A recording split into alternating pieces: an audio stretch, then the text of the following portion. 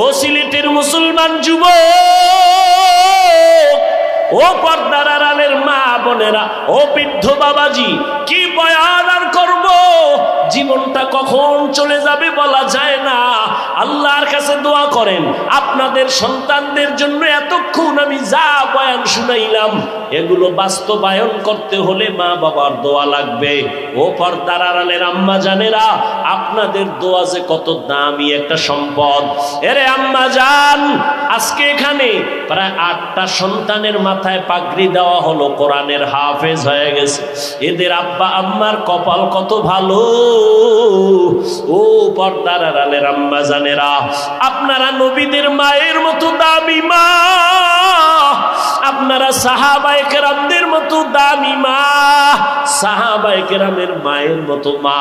আপনারা আম্মা জান খাদিজা রাদিয়াল্লাহু তাআলা আনহার মতো নারী, ফাতেমা রাদিয়াল্লাহু আনহার মতো নারী, আয়েশা রাদিয়াল্লাহু আনহার মতো নারী। এরে আম্মা জানেরা, আপনাদের জীবনটা কত যে ধন্য। আপনারা তো ইসমাইল নবীর মা হাজেরা আলাইহিস সালামের মতো দামি নারী, ঈসা নবীর মা মারিয়াম আলাইহিস সালামের মতো দামি নারী। এ জমিনের বড় পাপিষ্ট বেঈমান ফেরাউন, জানেননি ওর স্ত্রীর নাম কি? আসিয়া। আল্লাহর নবী বলেন ওই বেঈমান ফেরাউনের ঘরে আসিয়া কত দামি ঈমানওয়ালা। আল্লাহর নবী বলেন কিয়ামতের দিন জান্নাতের ভেতরে আসিয়ার সাথে আমার বিবাহের বন্ধন হয়ে যাবে। ও পর্দার আড়ালের আম্মা জানেরা, ও সিলেটের মাগো, আপনাদের স্বামী যারা, এরা তো ফেরাউনের মতো খারাপ না। আপনি কি পারেন না 5 বেলার নামাজ পড়বেন, আপনার স্বামীটাকেও নামাজের দাওয়াত দিবেন। আপনি যদি নামাজ পড়িয়া আল্লাহর কাছে মুনাজাতে কান্না করতেন আর বলতেন ও দয়ার মালিক, আরে বাবার কোল সারিয়া মায়ের মায়া ত্যাগ করিয়া স্বামীর ঘরে আসছি, একটা টাকা যেন আমার পেটে হারাম ভাবে না যায়। ও আল্লাহ, স্বামীর খেদমত করাইয়া কবরে নিও। ওই নামাজ পড়িয়া যদি দোয়া করতেন ও মালিক আমার স্বামীটারে নামাজি বানাও, কামাই রুজিতে বরকত দিয়া দাও। স্বামী যখন বাসায় আসে যদি বুঝাইয়া বলতেন ও স্বামী আমার, আমি মা বাবার মোহাব্বত মায়া ছেড়ে তোমার ঘরে আসছি, না খাইয়া থাকলেও আমি খুশি, তবে তোমার কাছে আমার জীবনের একটা দাবি, কখনো হারাম টাকা আমার ঘরের মধ্যে ঢুকাবা না। হারাম টাকা খাওয়াইয়া আমাদের সন্তানের রক্ত যেন নাপাক না হয়। হারাম টাকা কামাই করিয়া আমার ঘরে এনে আমাদের রক্ত নাপাক করবা না। ও আম্মা জান, আপনি যদি মোহাব্বত লাগায়া স্বামীরে বুঝায়া বলতেন, কোন স্বামী জীবনে হারাম টাকা ঘরে ঢুকাতে পারত না। সন্তানটারে যদি বুঝাইয়া কোরআনটা পড়ায় দিতেন, স্কুলে যাবে কলেজে যাবে, আম্মা জান যদি বলতেন বাবা কোনোদিন কোন আলেমের সাথে বেয়াদবি করবা না, মুরব্বী দেখলে সালাম দিবা, যতই হোক না কেন সন্তান এক সময় মায়ের কথাটাই কলিজায় ধাক্কা লেগে যায়। ওই সন্তান কখনো বেয়াদবি করত না।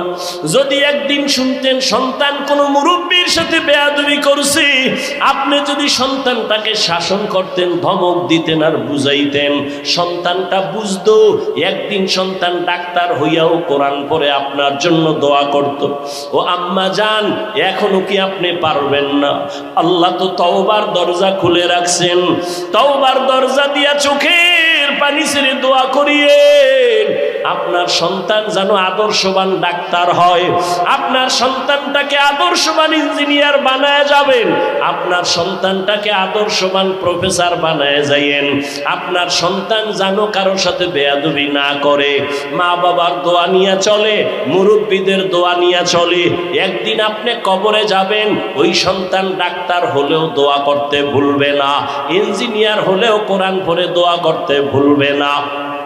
আপনার সন্তানের ব্যবহার দেখে অন্য মুরব্বীরাও কলিজা ভরে দোয়া করবে, ছেলেটা এত আদবওয়ালা, এত নম্র, এত ভদ্র, কথা বলে সালাম ছাড়া কথা বলে না, চোখ উল্টাইয়া কথা বলে না, ধমক দিয়া কথা বলে না, আলেম দোয়া করবে। আর এই দোয়াটা আপনি মা কবরের মধ্যে পাইতেন। এখনো অনুরোধ করে গেলাম, ও মা, আল্লাহর কাছে দোয়া করেন। আপনার মতো কি এখনো কোনো মা এমন নাই যে স্বামীর মাল হেফাজত করে, মোবাইলের সময় নষ্ট করে না, নামাজ ছাড়ে না, বেপর্দায় চলে না? এমন মা কি আপনাদের সিলেটে নাই? ও বেপর্দাওয়ালা মা, আপনি কেন পর্দা করতে পারবেন না? আপনার মতো কত নারী হাফেজে কোরআনের মা হয়েছে, আপনি কেন পারেন না রে মা? আপনি কেন স্বামীর মাল হেফাজত করতে পারবেন না? আল্লাহর কাছে তওবা করেন। ও বৃদ্ধ বাবাজি, আপনার মতো কত বুড়ারা লাঠি হাতে নিয়ে মসজিদে গিয়া নামাজ পড়ে, আপনি কেন পারেন না? ও আমার কলিজার যুবক, এখনো সময় আছে, তওবা করে নাও। মনে মনে আল্লাহকে বলো, হে মালিক, গুনাহ নিয়া প্যান্ডেলে ঢুকেছি, আমি কত বড় গুনাহগার। আমার মা জানে না, বাবা জানে না, ভাই বোনেরা জানে না। আমার মা বাবাই যদি জানতো আমি বড় পাপী, আমার মা বাবা লজ্জায় আমার দিকে তাকাইতেন না। যদি জানতো স্বামী বলে আমাকে বরণ করতো না। আমার গুনার খবর যদি আমার ভাইরা জানতো, ভাই আমাকে সালাম দিত না। ও আমার কলিজার যুবক, পাও দুইটা ধইরা বলি, এখনো সময় আছে, ফিরো। মনে মনে আমার আল্লাহকে একটু ডাকো, আল্লাহর কাছে বলো, হে মালিক, এই ময়দান থেকে তুমি খালি ফিরাইয়া দিও না। জীবনে হাতের দ্বারা কত গুনাহ করলাম, চোখের দ্বারা কত গুনাহ করেছি, ও আল্লাহ, জবানের দ্বারা গুনাহ করেছি। মনে চাইছে নামাজ পড়বো না, পড়ি নাই। মনে চাইতো মেয়েদের আড্ডায় যাব, চলে গেলাম। ও আল্লাহ, এত গুনাহ করার পরেও তুমি তো দেখছো, তুমি জানো আমি কত বড় গুনাহগার। আমি চোখ দুইটা বন্ধ করে আমলনামার দিকে তাকায় দেখি, আমার গুনার কারণে দুইটা হাত না পাক, আমার চোখ না পাক, আমার জিহ্বা না পাক, আমার অন্তর না পাক। ও আল্লাহ, তুমি কত বড় দয়াময়। আমার গুনার দিকে তাকাইয়া রাগ করিয়া তুমি আমাকে সম্মানের চেয়ার থেকে ফালাইয়া দাও নাই। ও আল্লাহ, তুমি আমার গুনার দিকে দেখা রাগ করিয়া খানা বন্ধ করো নাই, পানি বন্ধ করো নাই, বাতাস বন্ধ করো নাই। ও আমার কলিজার যুবক, আজকে আমিও তো তোমার মতো প্যান্ট শার্ট টাই লাগায়া দাড়ি কাইটা রাস্তায় যদি চলতাম, কেউ বাধা দিত না। এই টুপির কারণে, দাড়ির কারণে কত মানুষ বাজে কথা বলে, এরপরও কেন দাড়ি ফালাই না, টুপি ফালাই না? ও যুবক, কই দাড়ির কারণে, টুপির কারণে সম্মান তো কমে নাই রে বাবা। আজকে করোনায় কত মানুষের ব্যবসা গেল, চাকরি গেল। আবার এই জনতারা, ছাত্র জনতার আন্দোলনে কেউ হাসে, আবার কেউ কাঁদে। কিন্তু আমরা টুপিওয়ালারা যতই খারাপ বলো, সম্মান থেকে আল্লাহ ফালায় দেয় নাই। সব বিধর্মীরা দেখলেও মাথা নত করে, মাথায় কাপড় টেনে দেয়। মানুষ দোয়া করে, ও বাবা, আল্লাহর মোহাব্বত নিয়ে চলার কারণে তো সম্মান যায় না, না খাইয়াও তো আমরা মরি না। ও আল্লাহর বান্দারা, আল্লাহর মোহাব্বত নিয়ে চলো। আজকে তোমার মতো যদি টুপি ফালায়া চলতে পারতাম, আমি পারতাম, কেউ আমারে জোর কইরা টুপি মাথায় দিতে পারতো না। কিন্তু এত কিছুর পরেও কেন টুপি ফালাই না, দাড়ি ফালাই না, নামাজ ছাড়ি না? একমাত্র কারণ আমার আল্লাহর কোরআন সত্য, নবীর কথা সত্য, গুনাহগারের জন্য জাহান্নামে কথাটাও সত্য, নেক আমলওয়ালাদের জন্য জান্নাতটাও সত্য। জাহান্নামটা কেমন ভয়ঙ্কর, ও আল্লাহর বান্দারা, দুনিয়াতে সূর্যের গরম সহ্য করতে পারি না। একটা মশায় কামড় দিলে রাতে আর ঘুম হয় না। একটা বেতের বাড়ি হাতে নিতে পারি না, বড় কষ্ট পাই। কিন্তু রহমাতুল লিল আলামিন বলেছেন, ওরে গুনাহ নিয়া যারা বেনামাজি বেপরদা হইয়া গুনাহ নিয়া তওবা না করিয়া মরণের বিছানায় যাবি, ওরে তোদের সামনে আজরাইল যখন আসবে, আজরাইলের পা থাকবে জমিনে, মাথা থাকবে আসমানে, এক হাত মাশরিকে আর এক হাত মাগরিবে। ওরে ওর চোখ দেখা বেনামাজির রুহুটা পালাইতে শুরু করবে, পানির পিপাসায় কলিজাটা শুকাইয়া যাবে। আজরাইল রুহুটা ধরিয়া যখন টান দিবে, ওই সময় বান্দার পিপাসা সাগরের পানি দিলেও মিটবে না। নবী বলেন এত কষ্ট মরণের, এরপরে কবরের আযাব শুরু হয়ে যাবে। ওই কবরে জাহান্নামের আগুন গরম কেমনে সহ্য করব, দুই পার্শ্বের মাটির চাপ কেমনে সহ্য করব। রহমতের নবী, যার কোনো গুনাহ নাই, তিনিও হাসরের মাঠের ভয়ঙ্করের কথা মনে করে কান্না করেন। আম্মা জান আয়েশা রাদিয়াল্লাহু আনহা বলেন, নবী কাঁদেন কেন? বলে কিয়ামতের ময়দান যে কত কঠিন,